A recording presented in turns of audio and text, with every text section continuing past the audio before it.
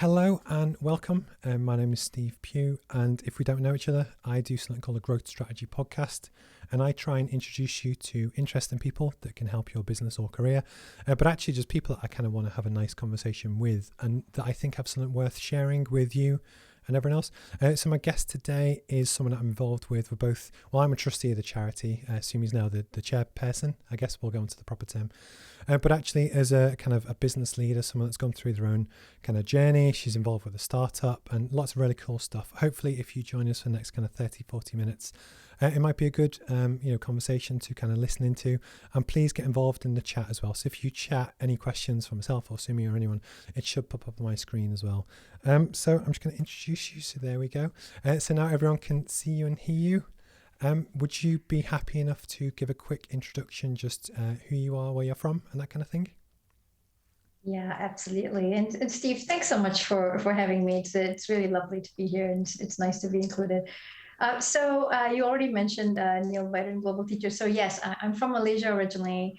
I studied at Queen's University of Belfast. And a little plug, if you've never been to Northern Ireland, Belfast is an amazing Victorian city, great history, amazing food, great art scene. So highly recommend it. When I graduated with my degree in accounting, I realized very quickly, gosh, I'm not really designed to be an accountant. So left my job at PricewaterhouseCoopers, which was really tough to get into 2 months later. And I joined PepsiCo. And this was where I got my sort of formal training with sales and commercial strategy and things like that. But it also ended up being this job at PepsiCo that opened up a huge opportunity for me later on in life. And I'm happy to talk a bit more about that later on.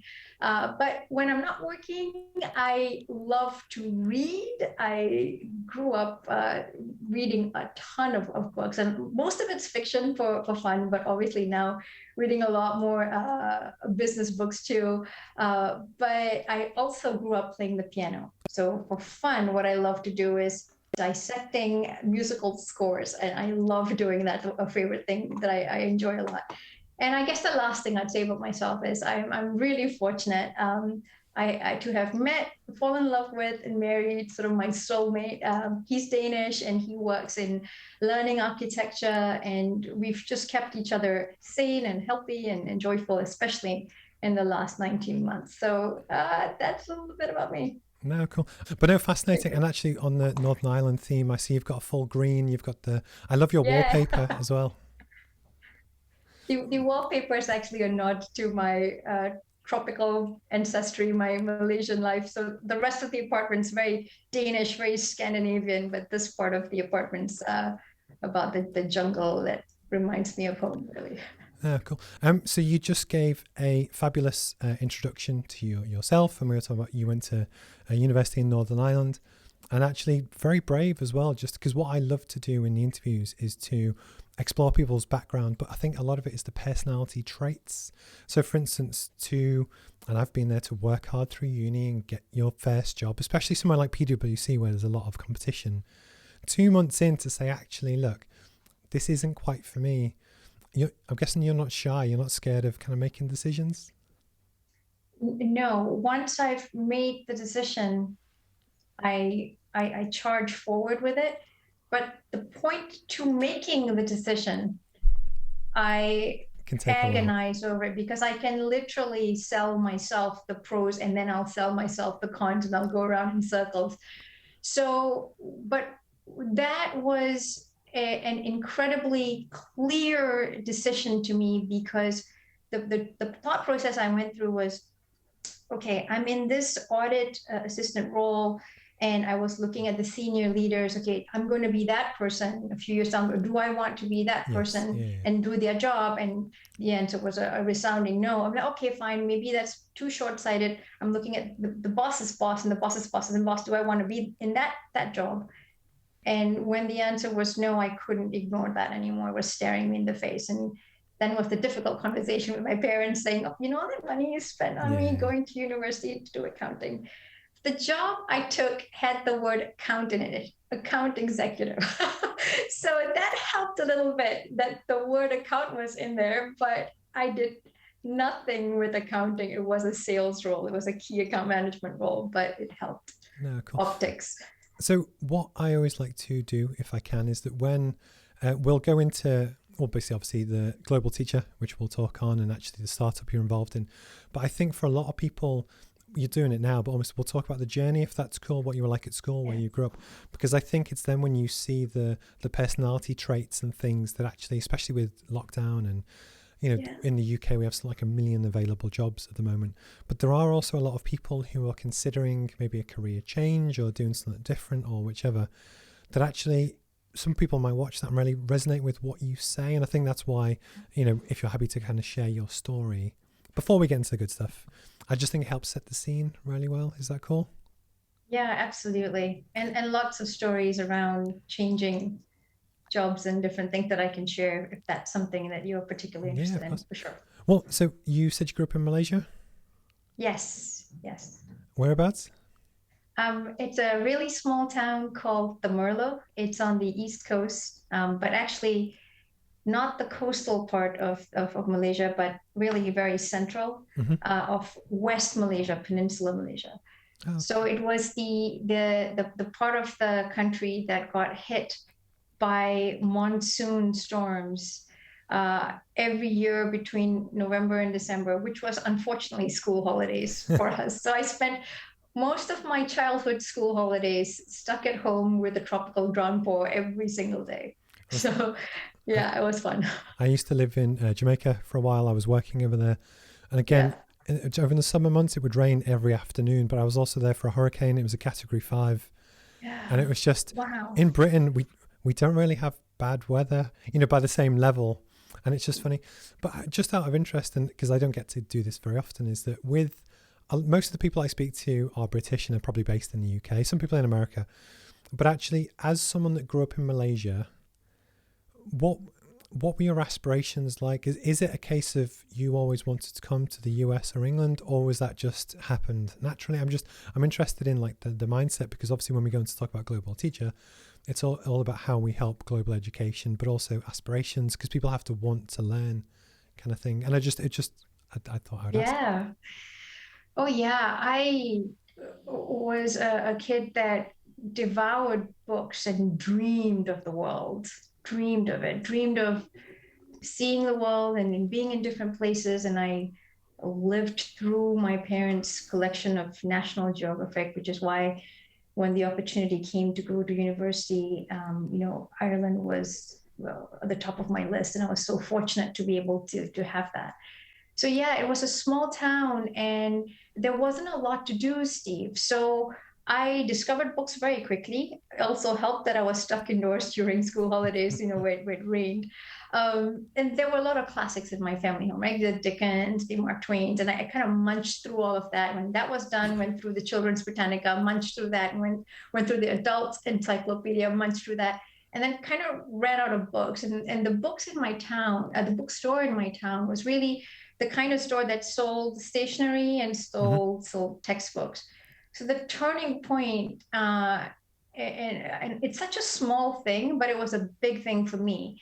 My dad was in the Rotary Club, and one day, this giant shipment of 12 tea chests full of library books arrived. In Global Teacher, we talk about how books get sent manually to, well, we were the recipient of one of those, and those boxes were meant to go to the local library. But the local library said to my dad, hey, sorry, we don't have space right now. Can you hang on to the boxes for us? And my dad said, well, if you're going to hang on to it, you might as well crack it open. And Steve, I'll never forget my dad with the hammer and the chisel cracking open that tea chest and the smell of tea that wafted out of that box. I'll forever associate books with tea. And inside that box were books by Asimov, Arthur C. Clarke, Stephen Donaldson, Julian May, Nigel Tranter, who wrote a lot of books about Scotland and Scottish clans. Maybe I would have discovered that in later years, Hmm. but I was 9 or 10 at the time, and these were books that and worlds that I was now privileged to explore. And so when I talked about, I was dreaming about the world, what sort of happened was three things. Number one, I had a time limit. In my mind, the library was going to ask for those books back. So I had to read really quickly, right? So there was this huge determination that I was going to learn how to read, and I was going to learn how to read fast. So somehow I taught myself to speed read. I don't know how, but I was powering through those books really, really quickly. And I wasn't daunted by the size of the books or how tiny the text was. So that was one thing. The second thing was that I was ingesting vocabulary at a phenomenal rate. And I hadn't realized that my little 9, 10-year-old brain was just absorbing all of this language. It didn't come out when I spoke, but it came out when I wrote. Wow. And you could see that my level of written English was really very high. And I kind of downplayed that when I was growing up because, you kind of don't want to stand out. But I realized that much later. But also what was happening was that I had a theoretical view of the world. I was a, interplanetary pilot for a space pod. I was a military commander who was horribly, sort of outnumbered, right, by the enemy. I was a botanist in a mining community. So I had all these jobs that people were doing and solving for in these books.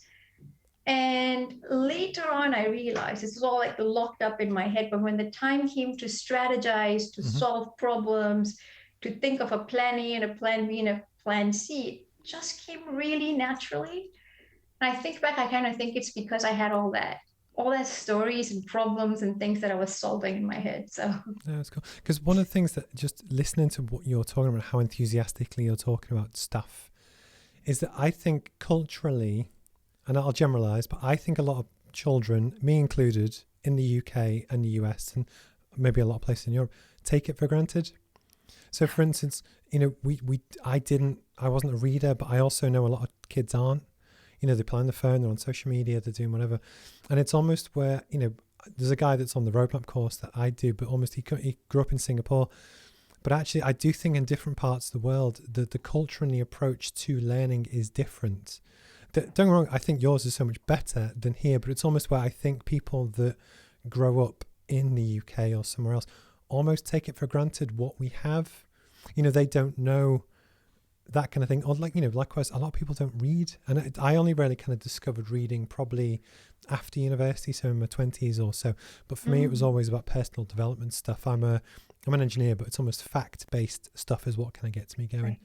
But it's just fascinating to hear you talk, because I don't think a lot of people are like that. But what it also does, it kind of shows the character traits that you're obviously very keen to learn and get involved, but you also fundamentally appreciate the benefit that knowledge can bring to people if they have access to it.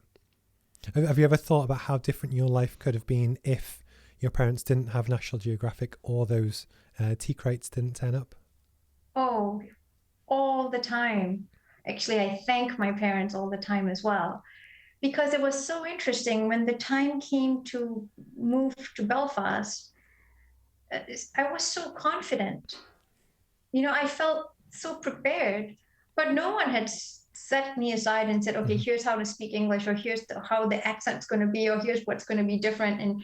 And instead I arrived, and yes, the Northern Irish accent was very different, but I had enough of a comfort with English that I could quickly hear the different things and not be confused and completely adapt. And, so 100% I would credit that to the theoretical knowledge that I had gained from books. And then the missing piece was then completing that theory with real life.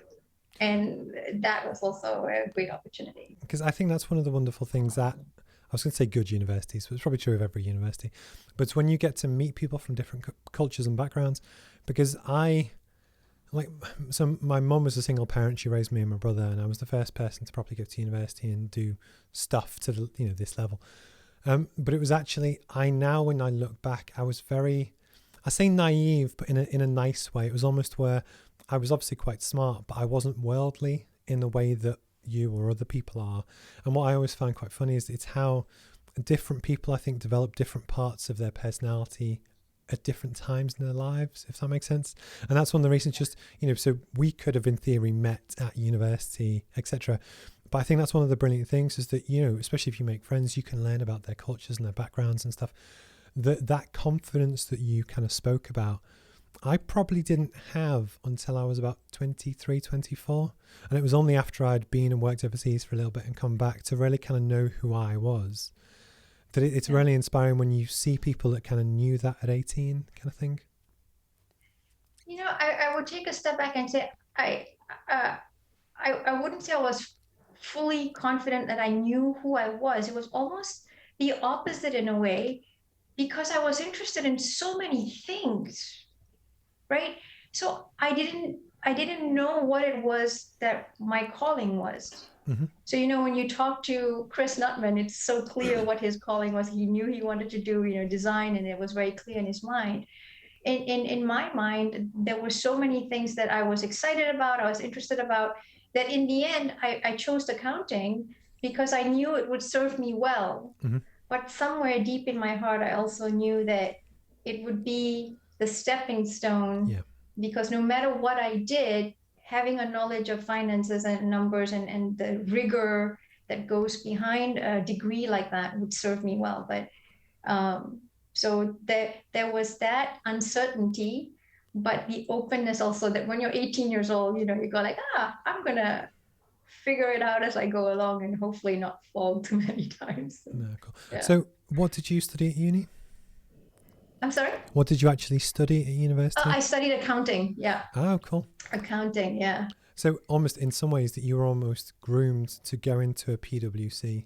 And that's right. So with a lot of people who are maybe looking at career options or a career change, you mentioned it before, but almost, was it just the feeling that it wasn't right for you and you didn't see the path that you'd almost been groomed or always thought to go along?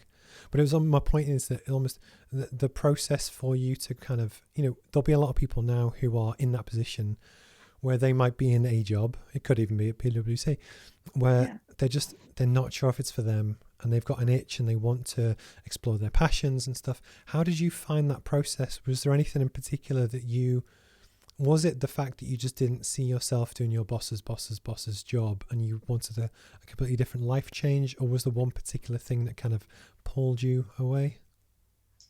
I think there were a couple of things. So the bosses thing was one thing.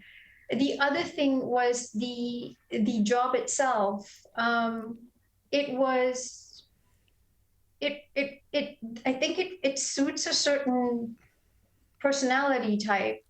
I had the skills, but I didn't have the deep desire to, and I had great attention to detail, mm-hmm. but not to the level where I could do that day in and day out. And your caliber is marked by it. Mm-hmm. The really good auditors are the ones that have incredible staying power and the ability to do that day in, day out and over and over again.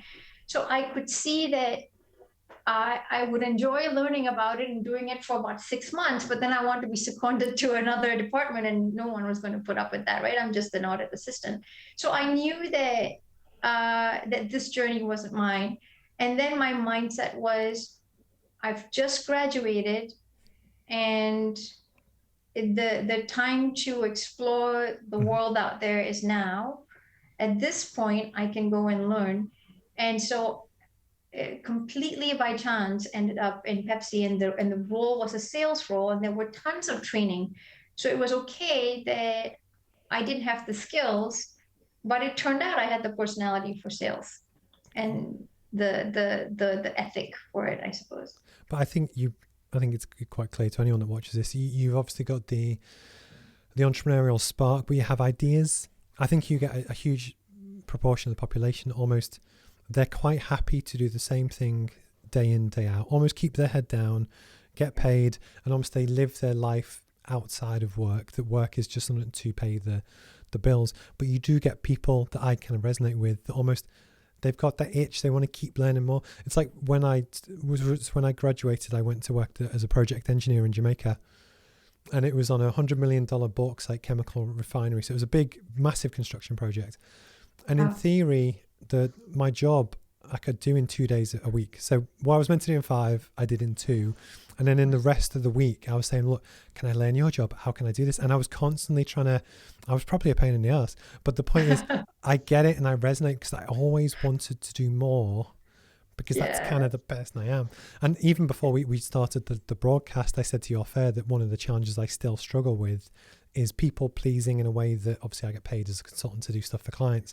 And I just never stop. It's never enough to just say I think some people just have that, but that often aligns with people that are entrepreneurial, because you kind of need that, because you're not going to have anyone pat you on the back and it's just, but I think when you explore someone's journey, that comes out, or for me, it comes out anyway, but it's just, yeah. And I love that. I think that that's really true, that this idea of going and learning new things, and I can see, right? Because Steve, you had to go learn how to do podcasts and learn how to, deal with all the digital stuff, and that's amazing.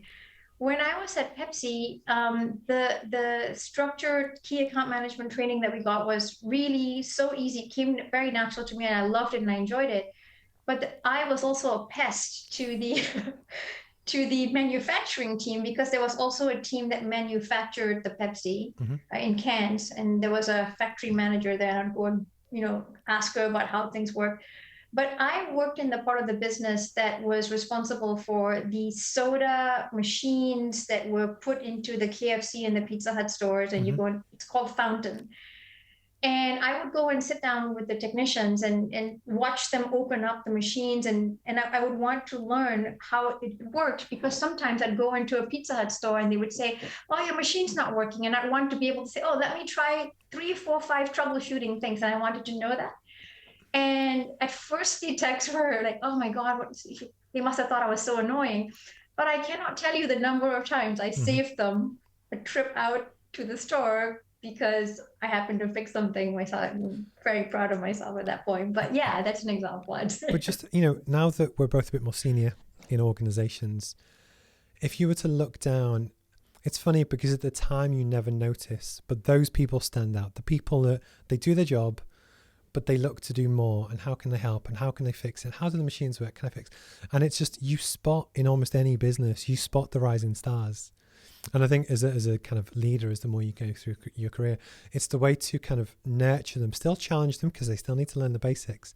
But now I'm sure, in the different jobs you've had, those people just stand out like a sore thumb. You can see them a mile away. And I remember even in the past when I've given talks at universities to engineering students, and there might be 80 people in the room, and you can spot the 5 that are actually listening, and they're nodding and they're engaged, and that's within minutes. But the point is, people always worry that when they're in a job or in a career that it's not recognized what they do. But my point is, well, actually, I was going to say it is. Not everyone might do that. Have you ever had almost a boss or a leader that you felt that didn't give you any recognition or recognize how much hard work you put in, or have you always kind of worked under good people? Oh, I've always had the good fortune to work with very, very good bosses. There are probably a couple of bosses that maybe were probably also early in their leadership career that probably didn't know enough to go like, actually recognition is more important than making me look good. I'm sure they learned that along the way, but very small instances. But what were you going to say about those bosses?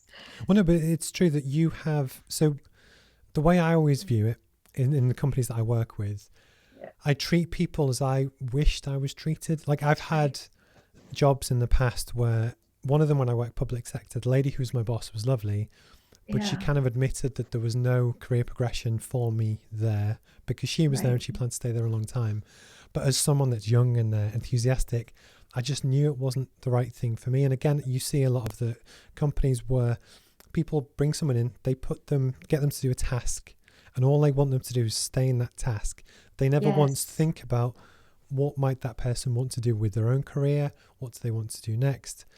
And not thinking about other people's career plans or aspirations will mean that good person will one day just leave because they feel that they're not valued. But I think when you've been that person, you maybe understand that as where, not everyone is, if that makes sense. And it was just, when you've had good and bad bosses, sometimes, that's where I often I always say to people, if they've got a crap boss and they're not enjoying work at the moment, you often learn more from the bad people than you do from the good, because you learn that when it is your decision, what to not do, if that makes sense. That's right. So what did you do after Pepsi? Almost walk us through from Pepsi through to kind of today. Sure.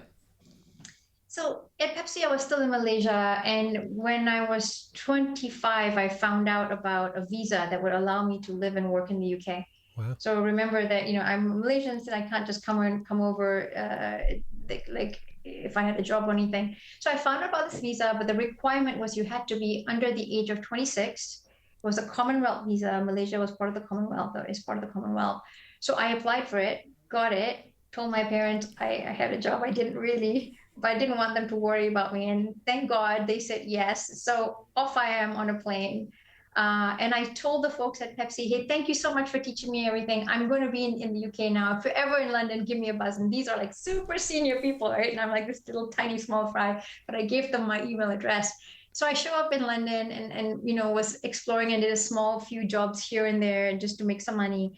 And then Mintel, which is the company that I joined next, had signed a contract with Pepsi to run a global study on the quality of soft drinks at fountain machines at Pepsi and KFC, Wow. KFC and Pizza Hut stores globally.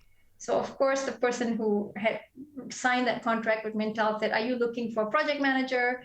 They said, yeah, well, call this kid. She's somewhere in London. Handed them my email address. That's crazy. And if I hadn't packed up and left, Steve, and I was literally in the right place at the right time. But also when that opportunity came along, I was broke. I couldn't find a proper job. I was ready to almost pack up and go back to Malaysia. I was 6 months in London. I was so poor. And I thought, okay, I've given it my best shot. But, so what happened was, because I was so perfect for this job and I could even open up all the equipment, right? I knew all that stuff. The Mintel team gave me a proper visa. Mm-hmm. And 2 weeks later, I was on a flight to Mexico running the Global Fountain Project. And fast forward, I was in Jordan, I was in Guam, I was in the Bahamas, and I was in the Philippines. We're talking about a global project. 26-year-old, dreaming of the world, and suddenly it was literally happening on a day-to-day basis. So that was an incredible journey. Did that for a few years based out of London. Can I just jump onto that before we carry on? I remember with, I always like to use stories just because that's, it was genuine. But I remember when I was about 17, might have been in my first year at uni, and my uncle, who was a director at a big construction company, and basically he was obviously a lot more senior, he was like my role model. And he said to me once that with almost in your career, in your life, almost even embrace jobs that you don't always love, because actually at some point down the line, it'll all work out. It'll come back. Right. So he used to give an example of once when he got into construction, he was given a really crappy job to do with shipping. And basically he was asked to sit in an office and go through thousands of files trying to find information, but it was a crappy job. And then fast forward a few years, he was asked he was an estimator, to work on a project. And I can't remember what it was for, but it was a massive shipping project. But the point is, similar to you, it just came back that this perfect role appeared to land. But for you, and it's happened to me as well. But say for you to be doing what you were doing, but being enthusiastic enough that, I know Chris Nutman, that we're going to talk about soon to do with Global Teacher, is a very keen about visualization and stuff. But I still find it too ridiculous to even think about that happened, because we're talking about a fairly niche thing. Correct. I mean, it was literally a miracle. It was so niche, and the timing of it was unbelievable.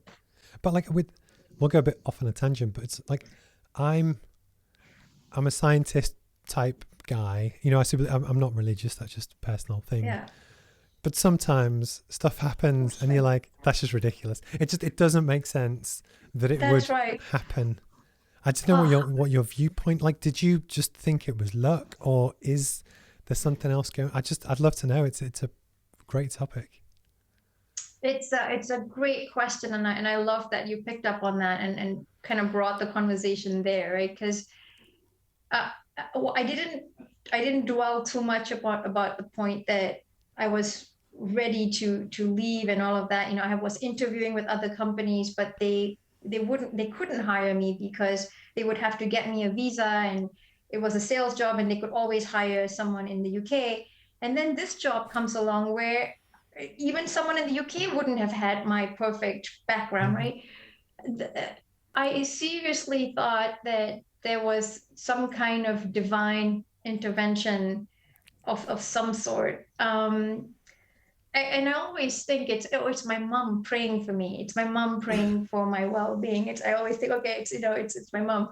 But my mom didn't know that I was struggling because I didn't tell her, right? Because I wouldn't want to worry her. I didn't tell her that, okay, everything was fine, everything was okay. And then one day I'll show up back home again. Sorry, it didn't work out. But she didn't know. But maybe it was her prayers anyway, because she would have always been praying for me being okay. I don't know. But the timing of it, the synergy of the job and my skills was unbelievable. Because what I always try, obviously I speak to people every week, but I love to pick people's brains because I'm genuinely passionate about this kind of thing. So that's why I love talking about it. But I find it surreal that it's when, things happen in your life that actually just completely change the course of what you're doing. So as a mechanical engineer, I was always groomed to go into construction and work on that big project in Jamaica and that kind of thing. Well, just generally, but not that particular project. But when I went out there, like Jamaica is a third world country that most people don't, understand. And once what we had was that it was at its peak, we employed like 1,000 people on this construction site. But because unemployment is so high, we used to rotate the workforce every 3 months. So everyone got a job for at least part of the year. And there was a big deal because the client was a company called Alcoa, which is a big American aluminium company in America, who was the big client. And anyway, fast forward all this stuff. And this is terrible, but it was a major turning point in my life. So I was there to help build this project. 24, keen, loving it, Brit in Jamaica, whatever. And what happened was that the locals weren't happy with the jobs that they were being given. But likewise, part of the deal for the permit to build this giant mine, and we're talking giant, it was huge, was that they were going to build local schools, hospitals, that kind of thing. Because you've got very, very poor people. And the idea is, okay, we'll build this, but in return, we'll do this, this, and this. And what ended up happening was basically they built this massive project and then just pulled out and didn't give them anything. And there was whilst we were still finishing things off, and this was pre-2008. Basically, I remember once the locals actually blockaded the road so we couldn't get any trucks in or out. But what it did really made me question. Prior to that point, I was just a keen, enthusiastic 24-year-old, similar to you, wanting to get a job, wanting to do a good job. And I realized I felt partially complicit, even though I wasn't, in how the big corporate machine was hurting local vulnerable people. And I had a real pang of conscience. I didn't like it. So I ended up applying to do a PhD back at Sheffield, but because I wanted to actually help teach and educate and just take my whole life in a different path. Yeah. But it's just when you have life experiences, I guess you can either take it and run with it and learn from it and use it, or not. What your story just blew my mind, because it's just, you think it can't be true, but these things do happen, which is just amazing. It's funny because I tell all my young nephews and nieces, like, take risks, right? Because when I think about the journey to get here, it was really one risk after another. Risk number one, leaving my PwC job and going into PepsiCo. Risk number two, applying for this visa. And it's not the done thing, right? For youngest daughter and in a sort of culturally conservative family to pack up and go off by herself and unmarried and all of that stuff and go off to the UK. And the other risk was that I really didn't have a job. I had a couple of friends and I just trusted that I will find something. If I had to waitress, I'd waitress. I knew that I would do that. If I had to work in a shop, I'd work in a shop. But so that was the second risk. And then the third risk was really just putting a lot of myself out there, putting my CV out there, applying for different things, and then all of the rejections. And the worst part was I'd always get to the final interview and then be told that, we can't apply for visa for you. And I'm like, okay. And then that got really hard because I had to do so much work to get to that final interview. There's so much prep that was needed. So yes. And then for that to happen, it was pretty phenomenal. So yeah, I always say to my nieces and nephews, take the risks, take them early, fall fast, and then pick yourself up, and then off you go, right? So that was my sort of wow. Yeah, so many perfectly falling dominoes to lead to that moment. It's just, I'm going to segue because I think it's perfect. So I'm trying to think of how's the best way to almost approach it. We're going to jump onto Global Teacher, if that's cool. Yeah. Yes. And so I'll tell you my story because I've been involved a little bit longer than you have. But it's just, so I went through my career, got a job at a PLC energy firm, floated on the stock market, really fascinating, but I hated it. I didn't like the person I was working for. Culturally and ethically wasn't me, and I knew it wasn't me. And, I wanted to leave. Anyway, I eventually ended up leaving, setting up on my own as a consultant, doing my own thing, following my own passions, but being able to work on cool stuff. There was a networking event, which was just a local one called Design Network North here in the northeast of England. And I got a 6-minute pitch. It was this Machu Picchu kind of 20-second per slide thing to talk about. And I was talking about the roadmap and stuff that I was doing. And I just went, I'd prepped, I'd gone. And then there was this younger gentleman at the front. He was a speaker. He was after me. And I was just sat in the audience and I just heard this guy speak. And, sometimes I was hooked. I got it. So I'm talking about Chris Nutman. And it was just when he was talking about the solar power projector and what he wanted to do and his vision for what he wanted to do. But the fact that we're both we've got a design kind of engineering background, and it's just, I almost saw him as like a younger me, which sounds really bad, but I related to someone that had the passion and the drive, but we'd never met before. But I was sold within like seconds of what he was talking about. Yeah. And it was just later on, fast forward a year, he asked me if I'd be a trustee of the charity, and we'll talk on and let you kind of take over. But it was just how we've both since got involved with this organization. But almost for both of us, we've both got energy and passion, but life experience from lots of different places, both metaphorically and geographically. That I couldn't not get involved. It was just one of those things that was pulling. And then obviously since we've met as well, which is cool.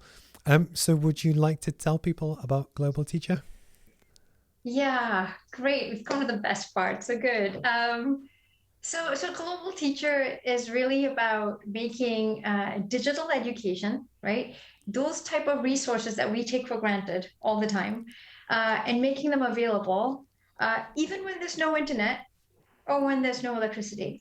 So if that's blowing your mind, or anyone who's watching this right now, know that that is a significant portion of the world, like we call it, let's call it the Global South. And this, 14% of the world is illiterate, right? And you talked about this a little earlier when we talk about how we take for granted, right, our schooling and our education and access to books.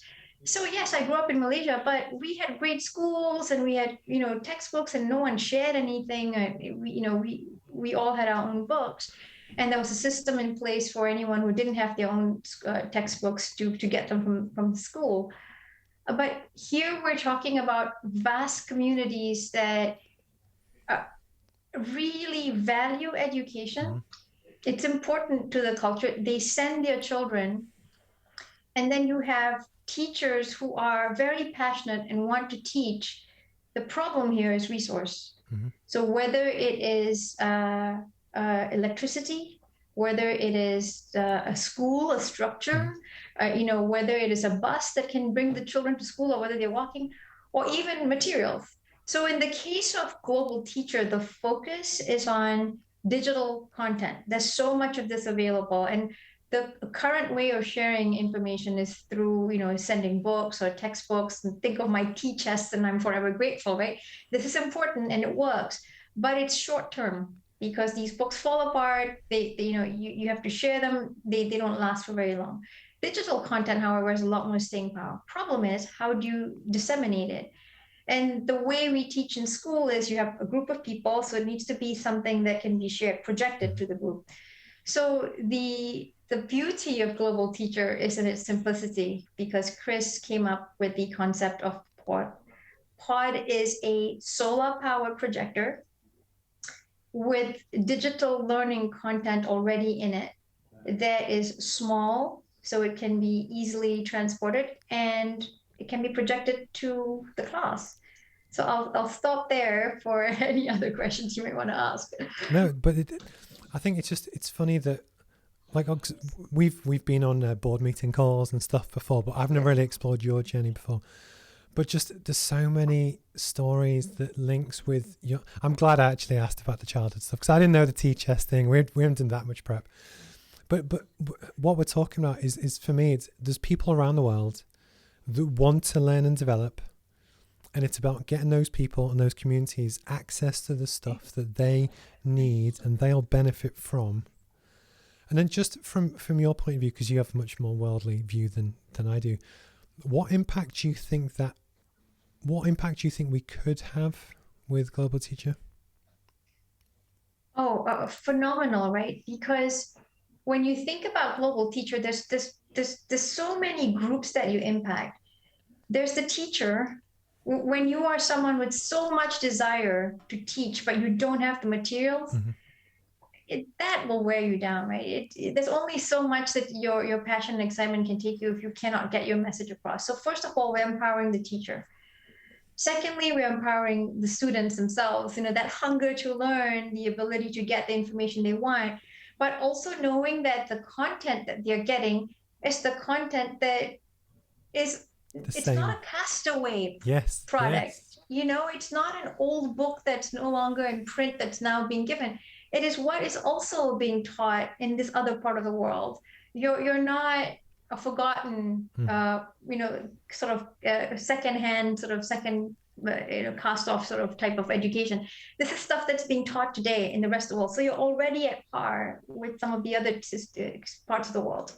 That's the second part. The third part is the community, right? When a parent sends their child to school, they are hoping that there will be that outcome that comes out of it. So the children then learn things that they can bring back home. Right. And that journey continues, because you will see that desire to learn also is in the adults. They just didn't have that opportunity. So each one teaches one, and that journey continues.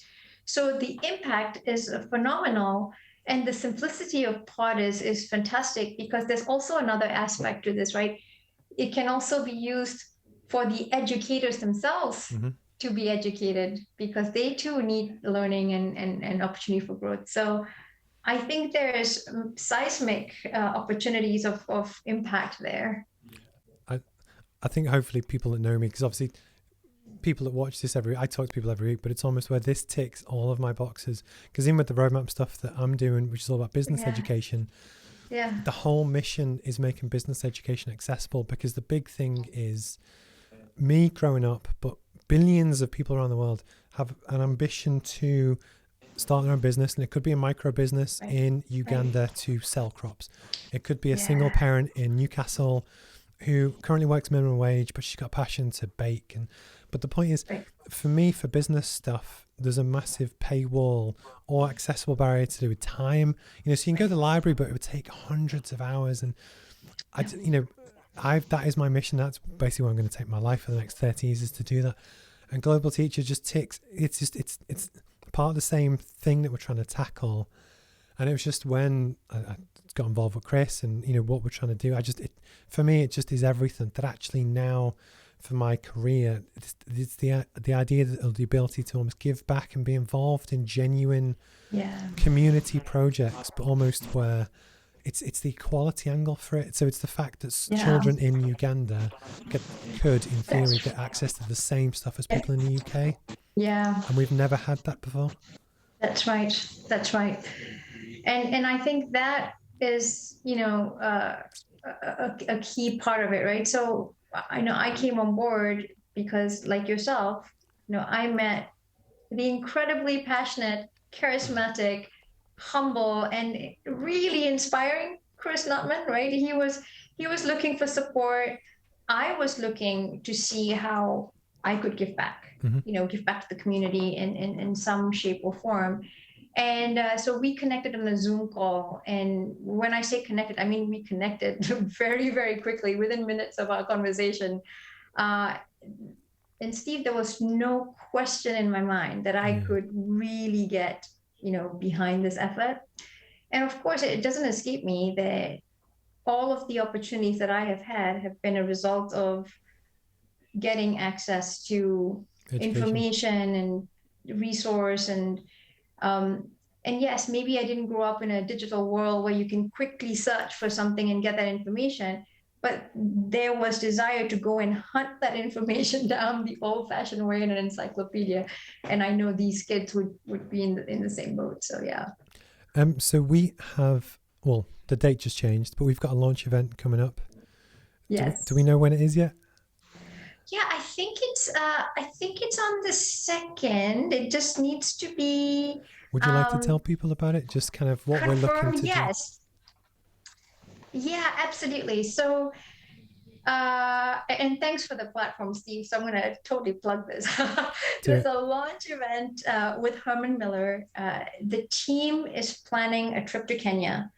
And we're going to be going there. The team's going to be going there with Coco. So it's a Newcastle-based charity.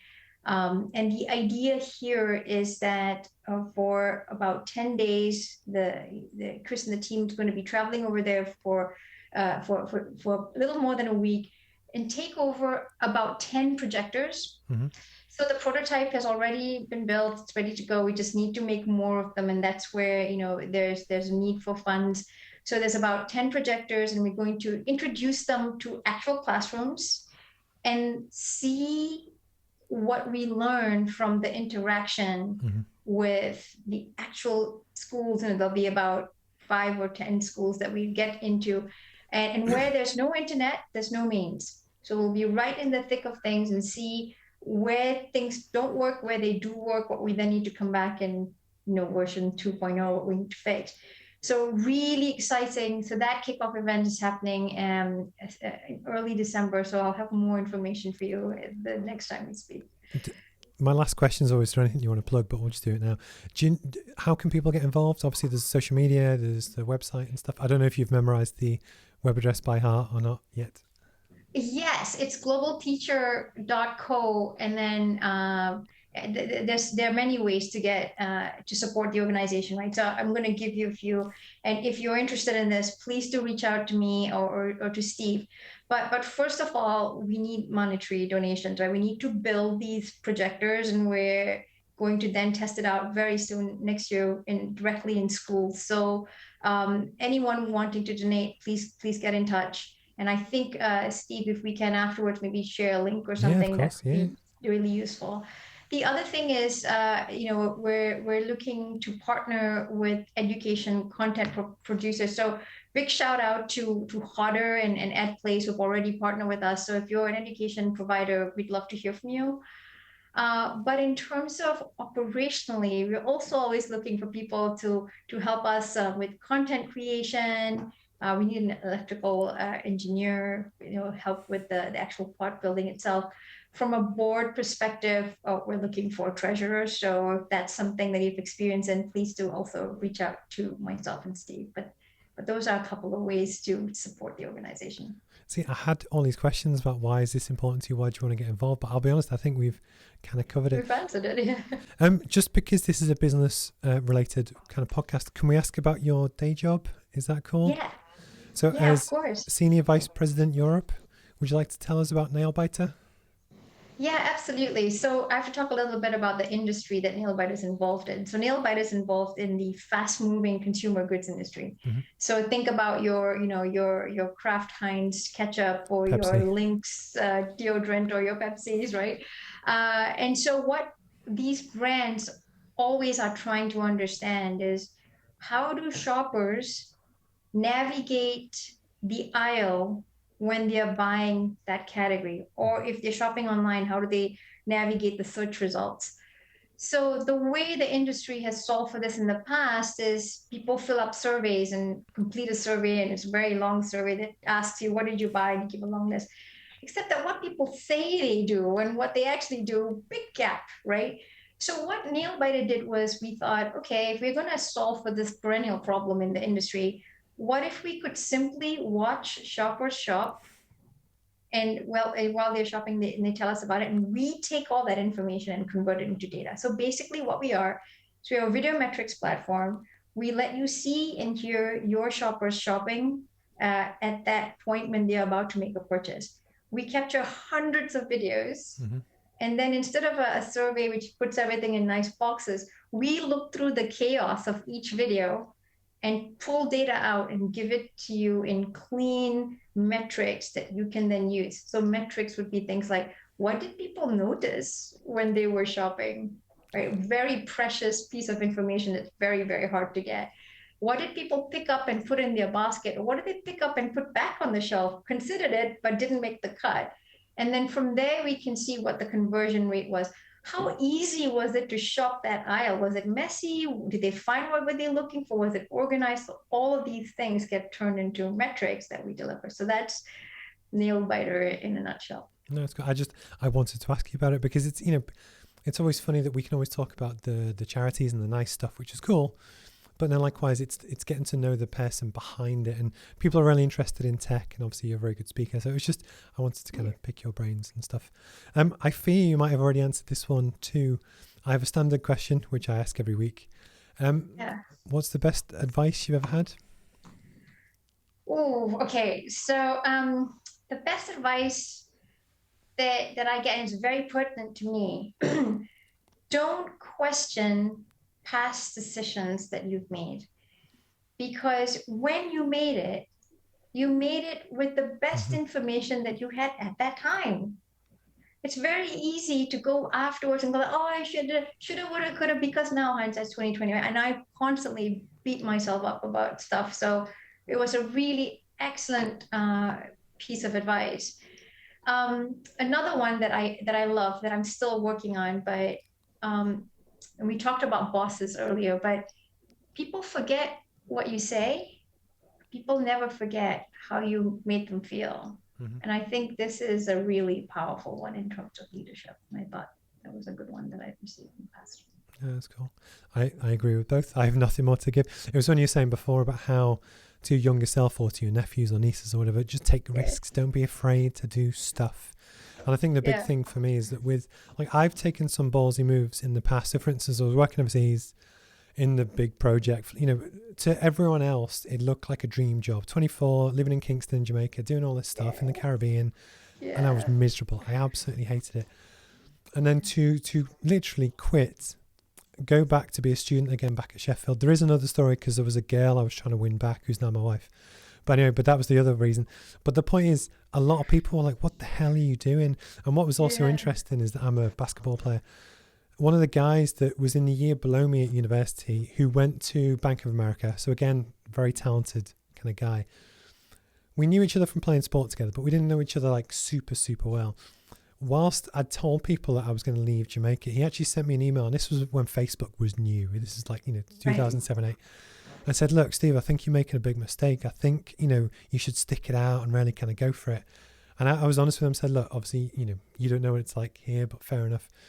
Fast forward a year, and he had since started at Bank of America, and he had this idea in investment banking about what he was going to do, how it's going to work, what the lifestyle was going to be like. And it turns out that within 6 months, it wasn't what he thought it was going to be. The hours were just ridiculous. Right. His now wife, obviously he wasn't really getting to see her. And what was really nice, because he didn't have to, he actually sent me an email and apologized, because you never know what someone else is going through. Even if to the outside it looks brilliant, it can be a challenge. But the point is, he is now a really successful energy broker in Norway. But the point is, only you know if it's not right, and then it's you that makes the call to say, look, I'm going to change. But to everyone else, the parents, the whoever, they might say, what are you doing? You're crazy. But you need that conviction to follow your heart. But for me, if you kind of do things with the right intention, so you do it for the right reasons, and you just do your best. Touch some wood for both of us, for everyone. The hope is it turns out for the best. That some of the kind of career pivots and stuff that I've done, I wouldn't be doing now with you talking about this if those hadn't have happened. Does that make sense? And it's almost where I 100% agree with what you're saying. It's just, take risks, just follow your heart, even if it doesn't work out, see what happens. Correct. And it gets more difficult when you get older. The appetite for risk taking is much higher when you're younger, right? So do that early, and then when you find you've done it, it's not so hard to pick yourself up. What gets really difficult is when so for example, I was at Mintel for 10 years, and I did lots of different things at Mintel, and I loved it. I still love the company. Met someone there a few weeks ago for lunch, actually. So we're still, very much in contact with the team there. But when I realized, gosh, I've been here for 10 months, and I realized for 10 years, I was scared to leave. Mm-hmm. That was when I knew, okay, oh gosh, I've actually got to leave now, because I'm terrified of leaving. And that was an impetus for me to move on to my next journey. But yeah, I would say taking risk would be an advice I'd give 100% to others. I've got to ask you, what's the dream? Just, fast forward, pick a year, 20 years from where do you hope to be? We were talking about visualization before, those positive vibes, putting it out there.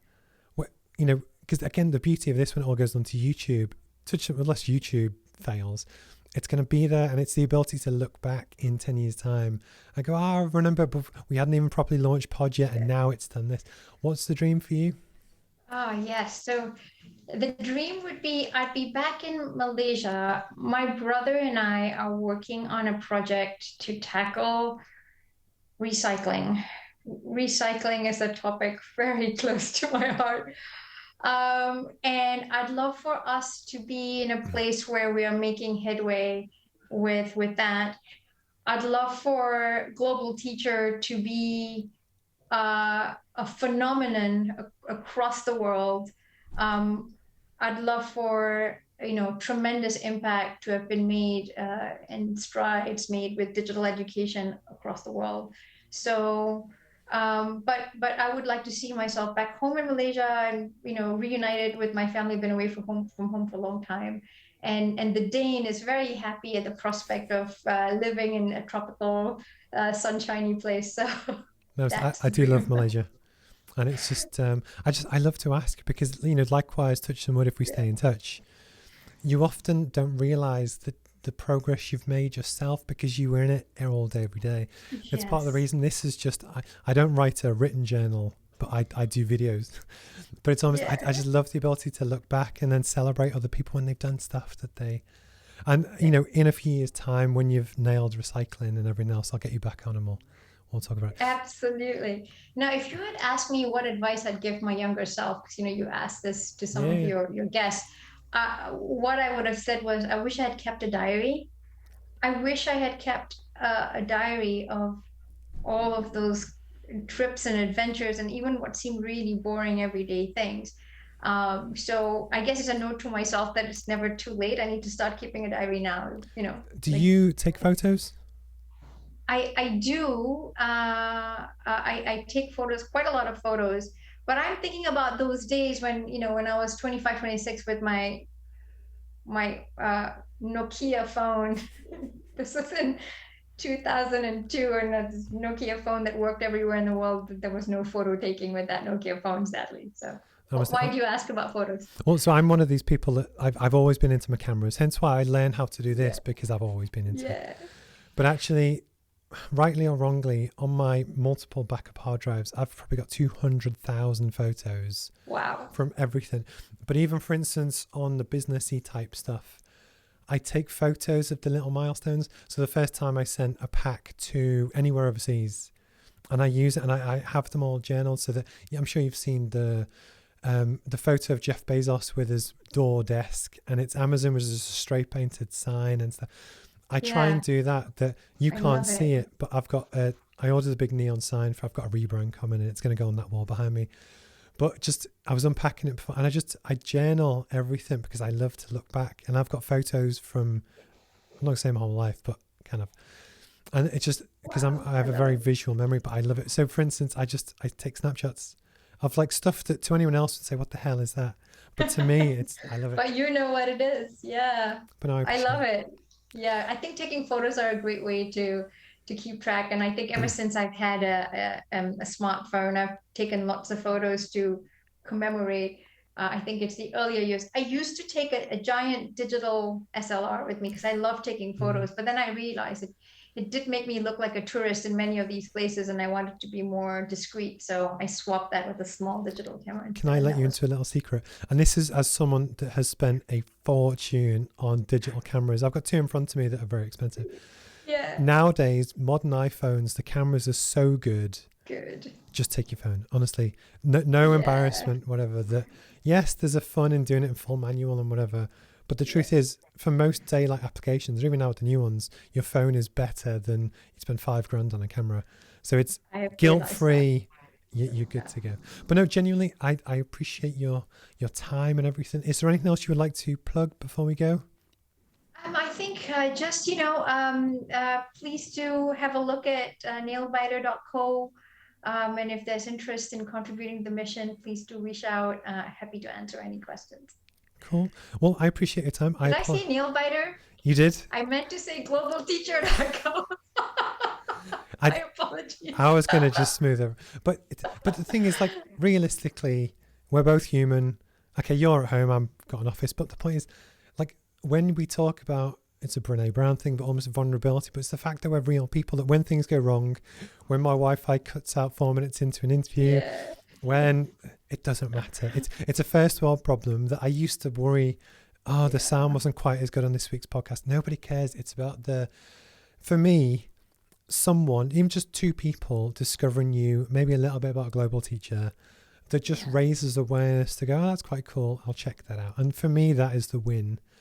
That I also completely selfishly love to build relationships with different people just to get a feel for, because there's a big difference when you interact with people, but you don't really know their story and what drives them. But when you get to discover that about people, it can just transform everything that you think about someone. That I enjoy. I love it. Hence why I've kind of job crafted my own job to just do the stuff that I enjoy and talk I to love people. it. So it's cool. And I've loved getting to know you too, Steve. This was really lovely. And I love that you shared a little bit of your journey too, because it was really nice to hear how you've come along this path as well. It was really lovely. But on that point, I say this every week, but one of my big pet peeves is that, especially on social media, too many people try and be perfect and they want it to be this perfectly polished version of themselves, or when things go wrong, they ignore it or they sugarcoat it. And one of the big things that I'm passionate about is that you have a lot of people out there on their own journey, career-wise or business-wise, and it's not going as well as they hoped. But all they ever see is other people pretending everything's perfect. And it's heartbreaking. A lot of people struggle with mental health. And it's just, if they know that other people struggle as well and what they're trying to do, and they're, like when we were talking about before, when, it's happened so many times, but when I left Jamaica to go back and do a PhD, and then later on when I, left that to move to the northeast of England, there's been loads of times through my life where you've had to make a gut decision, which was horrible, but I wouldn't change it now. That's right. But you never know that. It's almost, if anyone is watching this who's going through a really shitty time, it could be to do with COVID, it could be to do anything. Yeah. It's having faith that as long as you try your best, you just reach out, talk to people, network, touch some words, it'll work out, which is cool. And that's why I like to talk, for one, just, but I always try and be honest as well, just about stuff as well. I know how busy you are, so I won't keep you, but thank you for your time. It's been a pleasure to catch up. So 2nd of December is the Hem & Miller launch event, hopefully. And they might also sell a chair out of it as well, because I've been looking for one for a while. So whilst we go and do the launch event at their studio, I am also shopping for some new office furniture as well. So fantastic. So cool. Well, thank you for your time, and get in touch. Cool. Have a nice day. Thanks so much, Steve. No worries. Take Thank care. you. Bye-bye. Bye-bye.